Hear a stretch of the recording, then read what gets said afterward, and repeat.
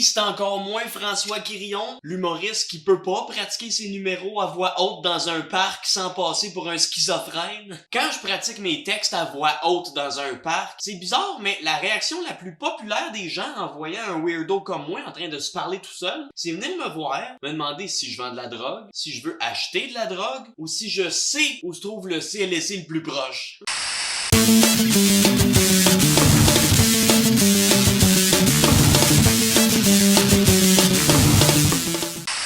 J'ai commencé mon parcours humoristique en suivant des cours de soir à l'École nationale de l'humour. Après ça, je me suis mis à faire des open mic, puis c'est ça, hein? Vu que je me suis endetté pas mal pour suivre plusieurs cours de soir, puis que les open mic, ça paye pas. J'ai travaillé longtemps à temps partiel comme commis chez Jean Coutu. Écoutez, c'est parce que c'est pas toujours évident de s'appeler Jean Coutu. Tu sais plus qui t'es. Je m'excuse. Oui, pendant que j'y pense, on a besoin de rien, là. Shampoing, dentifrice. C'est parce que je suis juste en face d'un Jean Coutu. Chez Jean Coutu, là où on trouve de tout, sauf une carrière en humour. Je le sais, là, quand tu penses à ça, c'est pas très glorieux comme situation, là. Être un wannabe humoriste qui travaille à temps partiel comme commis chez Jean Coutu, puis en plus, qui a l'air d'un personnage de Radio Enfer qui ont décidé de couper au montage. En d'autres mots, le père idéal pour ton enfant. Je dis ça de façon ironique, là. Mais si un jour, on fait un enfant ensemble, pis qu'il pogne la grippe, j'ai des bonnes plugs pour du Buckley's à 20% de rabais. Ça, c'est mon numéro, hein. Appelle-moi. Dans le fond, être un commis dans une pharmacie, ça veut surtout dire que c'est toi la bitch du magasin. Je suis la bitch, mais faut que je garde le sourire pour le public. Dans le fond, être commis dans une pharmacie, c'est un peu comme faire au salaire minimum la job de Danny Turcotte, à tout le monde en parle. Hey, j'ai tourné ça au mois de janvier. Je le savais pas, moi, qu'elle allait démissionner. Parlant du Jean Coutu où est-ce que je travaillais, moi je travaillais dans le centre-ville de Montréal. Ce qui fait que pour une pharmacie, il y avait beaucoup de touristes qui passaient à ce Jean Coutu-là. Puis les touristes, ils ont pas l'air de comprendre comment ça marche, les pharmacies au Canada, hein, c'est vrai. Non, on vend pas d'alcool. Non, on vend pas de cigarettes. Puis what the fuck? Non, on vend pas de castor empaillé marqué Canada. Puis moi, je suis juste un commis, hein, tu comprends? Mais pourtant, les touristes, eux autres, ils venaient tous me voir, me poser des questions pour que je leur donne des conseils médicaux parce qu'ils pensaient que j'étais un pharmacien. T'as-tu vu de quoi j'ai l'air? Eh non, mais tu me trusterais-tu si je te prescrivais des pilules? C'est parce que la dernière personne à qui j'ai conseillé quelle pilule prendre, c'était au Rockfest. Pis crois-moi, ça a mal viré. C'est quoi toutes les drogues que t'as faites en fin de semaine? Cocaine, GH, alcool, and speed, and weed, and motherfucker, man. Repose en paix, mon ami.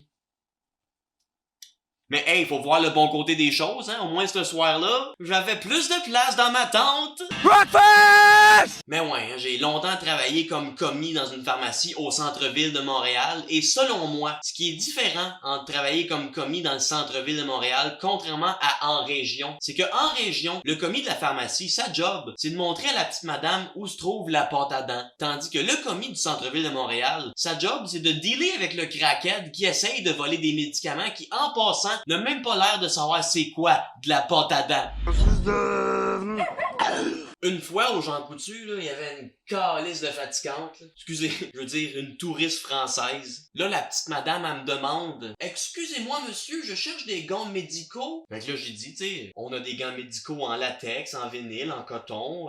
Là, elle me dit « Oh non, non, non, je cherche des gants médicaux spéciaux pour un traitement, hein, des gants qui chauffent, hein. Vous savez, des gants électriques. » J'ai dit « Désolé, madame, ici, on n'a pas de gants électriques. J'ai juste des gants acoustiques. »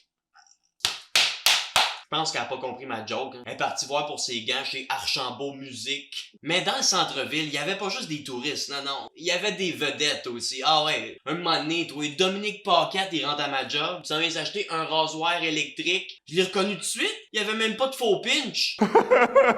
C'est moi qui le passe à la caisse. Soit là, je scanne son rasoir, et je le regarde, je lui dis, Monsieur Paquette, ce rasoir-là, là, est-ce que ça serait pour vous raser rien que c'est une gosse?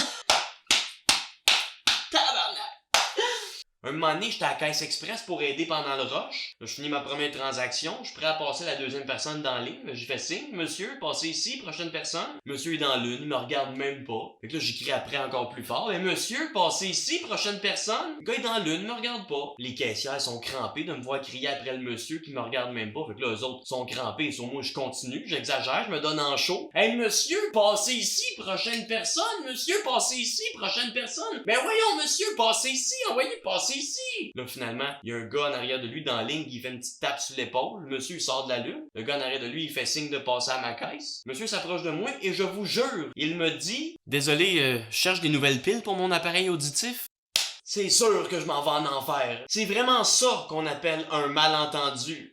Je m'en rappelle, avec le genre de caisse enregistreuse avec laquelle on travaillait au Jean Coutu, fallait toujours écrire une raison d'ouverture du tiroir chaque fois que je voulais ouvrir le tiroir de la caisse sans faire de transaction. Par exemple, il y a un petit monsieur qui veut du change, fallait que j'écrive « change ». S'il y a une madame qui veut se faire rembourser parce qu'elle a trouvé le même produit chez un compétiteur qui le vend 5 cents moins cher, fallait que j'écrive « crise de tâche ». Mais moi, là, dans mon training, on m'a pas dit c'est quoi fallait que j'écrive comme raison d'ouverture du tiroir quand on te calisse un gun, ça tempe. J'avais juste envie d'écrire, ben parce que, tabarnak, j'ai déjà eu un accident de travail à cause de ma job de commis de pharmacie. Un moment donné, j'étais dans l'entrepôt en train d'ouvrir des boîtes avec mon Exacto, pis sans faire exprès, j'ai comme fait un faux mouvement. Ma lame s'est plantée en plein dans une bouteille de 2 litres. La bouteille a explosé, comme une dominatrice dans un porn allemand, à me pisser dessus. Jamais j'aurais pensé qu'à cause de ma job de commis de pharmacie que j'aurais eu un problème de coke. Hey, la joke aurait été pas mal moins drôle, ça avait été un rack de 7-Up.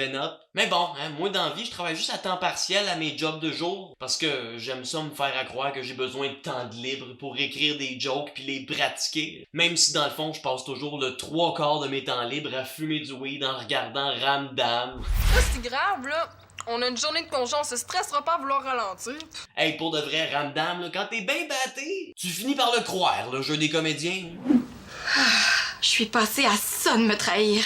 À part de ça, moi, j'ai toujours vécu au Québec. Je suis né ici, je meurs ici. It's the place to be. Parce que le Québec, c'est vraiment la place que j'ai choisie. Puisque j'ai toujours vécu au Québec depuis que je suis tout petit que j'entends parler du hockey. Pis hostie que je m'en calisse du hockey. Pour de vrai, je connais rien au hockey. Tu sais que le gars, il connaît absolument rien au hockey quand tu lui demandes c'est qui son joueur préféré, pis qu'il te répond Simon l'Espérance.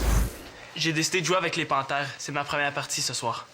Tu vas faire ça. En tout cas, tu comprends que j'ai bien trop de temps de libre dans ma vie pour passer autant d'heures à regarder une vieille série jeunesse dont chaque année, les comédiens pensent de plus en plus au suicide. Vu que j'ai autant de temps de libre dans ma vie, des fois pour passer le temps, j'aime ça me poser des calices de grosses questions existentielles bien trop inutiles pour vivre. Comme tu sais, du genre, qui suis-je? D'où viens-je? Si un jour Mike Ward se faisait opérer à cœur ouvert, est-ce qu'on pourrait appeler ça un open mic?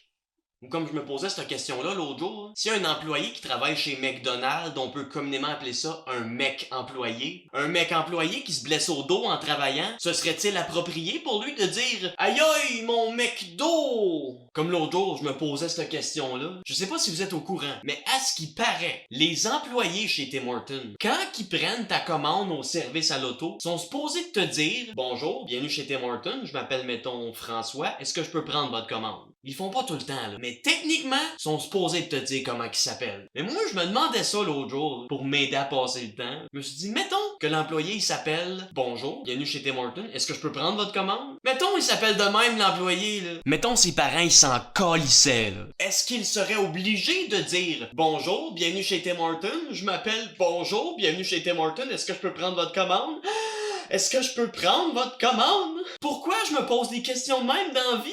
Là, je m'excuse si ma dernière joke vous a donné mal à la tête, là. Si c'est le cas, écrivez-moi en privé. Parce qu'oubliez pas, j'ai des bons contacts pour décomprimer à 20% de rabais.